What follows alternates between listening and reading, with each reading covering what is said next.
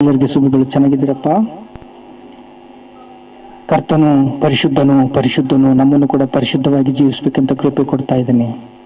ಅದಕ್ಕೆ ಬೇಕಾದ ಸಾಮರ್ಥ್ಯ ಕೊಟ್ಟಿದ್ದಾನೆ. ಅಬ್ರಿಯವರ ಬರ್ತರಿಕೆ 12ನೇ ಅಧ್ಯಾಯ 1ನೇ ವಚನ ನೋಡಿದ್ರೆ, ಇಷ್ಟು ಮಂದಿ ಸಾಕ್ಷಿ ಮೇಘ ಧೂಪದಲ್ಲಿ ನಮ್ಮ ಸುತ್ತಲೂ ಇರುವುದರಿಂದ ಅಭ್ಯಂತರ ಮಾಡುವ ಎಲ್ಲಾ ಭಾರ ಏನು? ಇಷ್ಟು ಮಂದಿ ಸುತ್ತಲೂ ನಮಗೆ ಯಾರಿದ್ದಾರೆ? ಎಷ್ಟು ಸಾಕ್ಷಿ, ಹತಸಾಕ್ಷಿಗಳು ಎಷ್ಟು ಮಂದಿ ಇದ್ದಾರೆ? ಕ್ರಿಸ್ತನನ್ನು ನಂಬಿದವರು ಎಷ್ಟು ಮಂದಿ ಇದ್ದಾರೆ? ನಮಗೆ ಮಾದರಿಕರವಾದ ಜೀವಿತವನ್ನು ಕೊಟ್ಟಿದ್ದವರು ಎಷ್ಟು ಮಂದಿ ಇದ್ದಾರೆ? ದೇವರ ಚಿತ್ತಕ್ಕೆ ನಾವು ನಮ್ಮನ್ನು ಒಪ್ಪಿಸಿಕೊಂಡಾಗ ಎಷ್ಟು ಮಂದಿ ನಮ್ಮನ್ನ ಪ್ರೀತಿಸ್ತಾ ಇದ್ದಾರೆ? ನಾವು ಅಂಚನ ಹಾಕೋಬೇಕು. ವಿಲಿಯಂ ಕೇರಿ ಭಾರತ ದೇಶಕ್ಕೆ ಎಲ್ಲ ಭಾಷೆಗಳಲ್ಲಿ ತರ್ಜುಮೆ ಮಾಡಿದ್ದಾನೆ. ವಿಲಿಯಂ ಟಂಡಿಲ್ ಅವನು ಮಾಡಿದ ಕೆಲಸ ಅಷ್ಟಿಷ್ಟಲ್ಲ. ಅಮೆರಿಕ ದೇಶವನ್ನೆಲ್ಲ ಕಾಂಡಗಳು, 2 ಕಾಂಡಗಳು ಅಮೆರಿಕದಲ್ಲಿರುವ ಒಂದು ಹೊತ್ತಿಗೆ ಯಾರು ಕೂಡ ಕ್ರೈಸ್ತನನ್ನು ನಂಬಿರಲಿಲ್ಲ. ಇಂಗ್ಲಿಷ್ನಲ್ಲೇ ಬೈಬಲ್ ಇಲ್ಲ. ಅಂತಹ ದೇಶವನ್ನ ಬೈಬಲ್ ಕಡೆಗೆ ತಿರುಗಿಸಿದ್ದಾನೆ, ಸತ್ಯವೇದವ ಕಡೆಗೆ ತಿರುಗಿಸಿದ್ದಾನೆ. ಇವರು ಒಬ್ಬೊಬ್ಬರನ್ನ ನಾವು ಅವರ ಜೀವಿತವನ್ನು ನಾವು ಜ್ಞಾನ ಮಾಡಿಕೊಂಡ್ರ, ಪೌಲು ಜೀವಿತ ಎಂಥ ಜೀವಿತ ನಮಗೆ ಹೇಳ್ತಾ ಇದ್ದಾನೆ. ತಂದೆ ಶಿಕ್ಷಿಸುವಾಗ ಮಗನು ಆ ಶಿಕ್ಷೆಯನ್ನು ಹೊಂದಬೇಕಲ್ಲ. ನೋಡ್ರಿ, ಈಗ ತಂದೆ ಶಿಕ್ಷಿಸುವುದಕ್ಕಿಂತ ಮುಂಚೆ ಏನಿದೆ ಅಂದ್ರೆ, ನಾವು ಸಾಕ್ಷಿ, ನಮ್ಮ ಸಾಕ್ಷಿ ಜೀವಿತ ಹೇಗಿರಬೇಕು? ನಮ್ಮ ಸಾಕ್ಷಿ ಜೀವಿತದಲ್ಲಿ ಸತ್ಯವು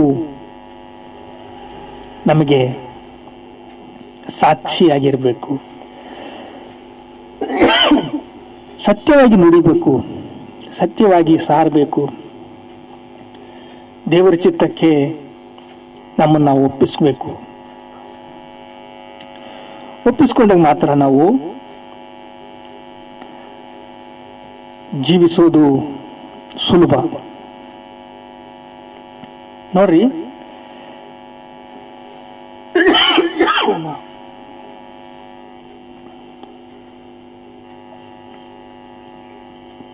ನಮ್ಮ ಸುತ್ತಲೂ ಇರುವುದರಿಂದ ನಮಗೆ ಅಭ್ಯಂತರ ಮಾಡುವ ಎಲ್ಲಾ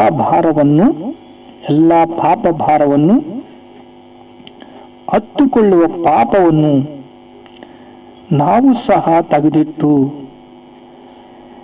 ಸುಮ್ಮನೆ ಸುತ್ತಿಸ್ಬಿಡ್ತಾನೆ. ನೋಡ್ರಿ, ಗಾಳಿಪಟಕ್ಕೆ ಒಂದು ದಾರ ಇರುತ್ತೆ ಅಲ್ಲ,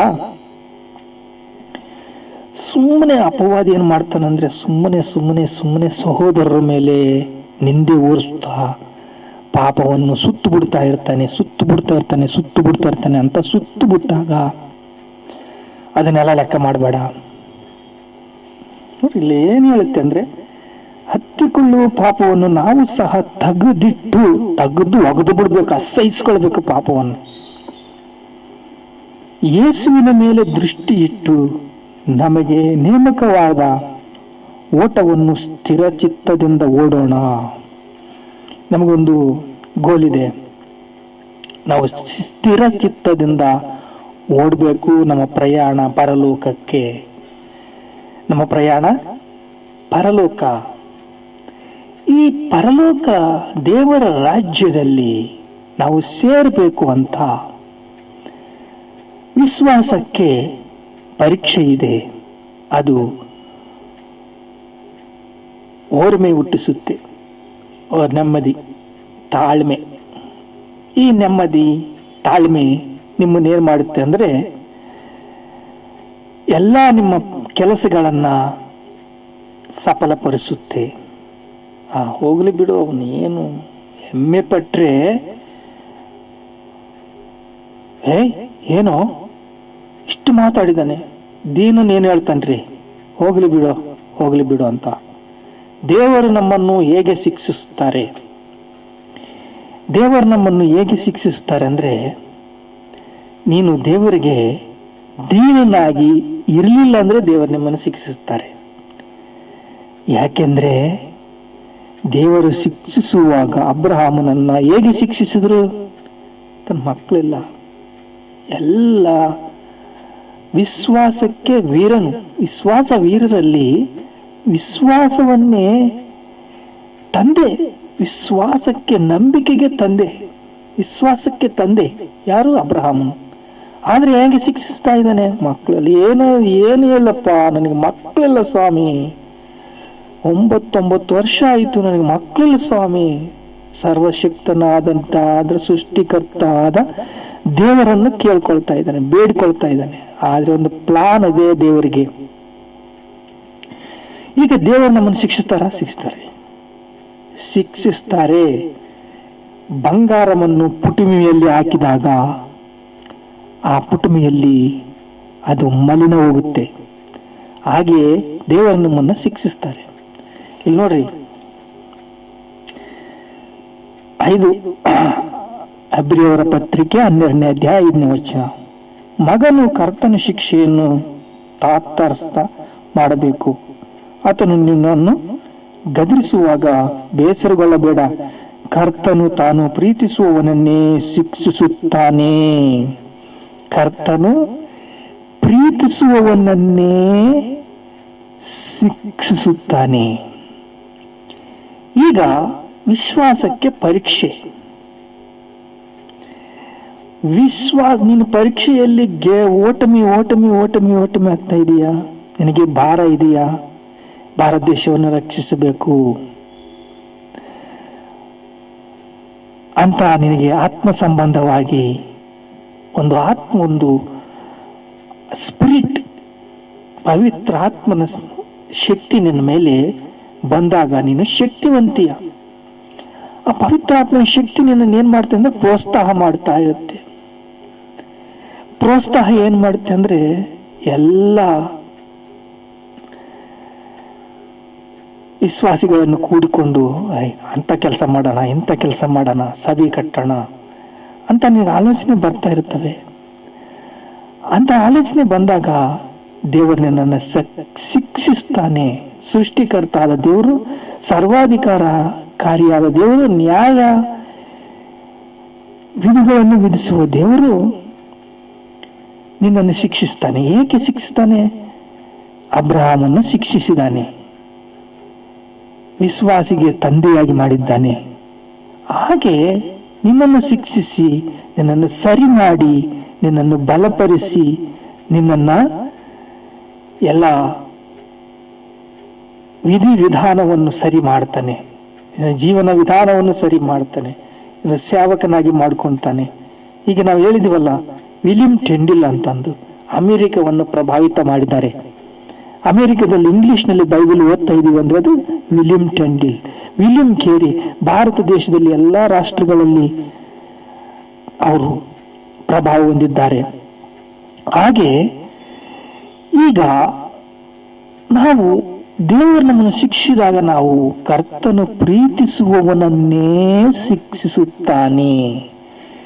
ಕರ್ತನು ಪ್ರೀತಿಸುವವನನ್ನೇ ಶಿಕ್ಷಿಸಿದಾಗ, ನೀನು ಬಂಗಾರವನ್ನು ಕಲಿಮೆಯಲ್ಲಿ ಹಾಕಿದಾಗ ಅದು ಕರಗಿ ಕರಗಿ ಕರಗಿ ಕರಗಿ ಕರಗಿ ಮಲಿನೆಲ್ಲ ಹೋಗಿ ಸ್ವರ್ಣ ರೂಪ, ಅದು ರೂಪ ಬರುತ್ತೆ.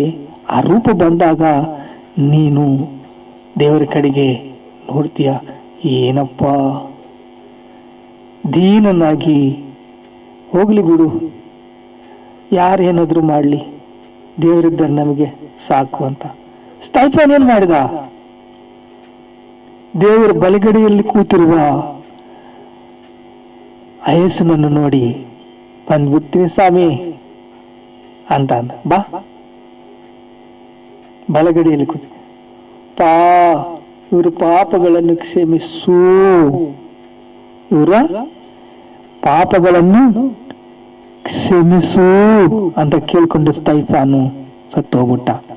ಹಾಗೆ ದೇವರು ಪ್ರೀತಿಸುವವರನ್ನೇ ಶಿಕ್ಷಿಸಿ ರೂಪಿಸಿ ನಿನಗೆ ಪ್ರಭಾವ ತರುತ್ತಾರೆ, ಪ್ರಭಾವ ತಂದು ನಿನ್ನನ್ನು ಬಲಪಡಿಸುತ್ತಾರೆ.